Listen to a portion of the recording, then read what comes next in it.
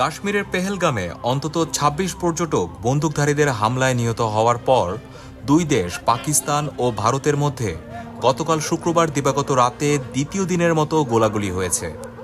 এতে চিরপ্রতিদ্বন্দ্বী দুই দেশের মধ্যে উত্তেজনা বিরাজ করছে।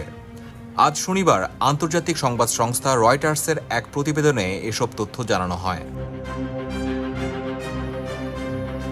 এই ঘটনায় ভারতীয় সেনাবাহিনী দাবি করেছে, গতকাল শুক্রবার দিবাগত রাত ১২টায় পাকিস্তানি বাহিনীর সেনা চৌকি থেকে নিয়ন্ত্রণ রেখার বিভিন্ন পয়েন্টে উস্কানিমূলকভাবে হালকা আগ্নেয়াস্ত্র দিয়ে গুলি চালানো হয়।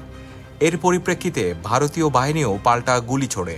তবে এ ঘটনায় পাকিস্তান সেনাবাহিনীর পক্ষ থেকে এখনও কোনো আনুষ্ঠানিক প্রতিক্রিয়া জানানো হয়নি বলে বলা হয় রয়টার্সের প্রতিবেদনটিতে। এদিকে কাশ্মীর পুলিশের দাবি, গত ২২ এপ্রিল পেহেলগামে হামলায় ৩ জন সন্দেহভাজন সশস্ত্র সদস্য অংশ নেন, যাদের মধ্যে ২ জন পাকিস্তানি নাগরিক। তবে পাকিস্তান এই ঘটনায় কোনো ধরনের সম্পৃক্ততার অভিযোগ অস্বীকার করেছে।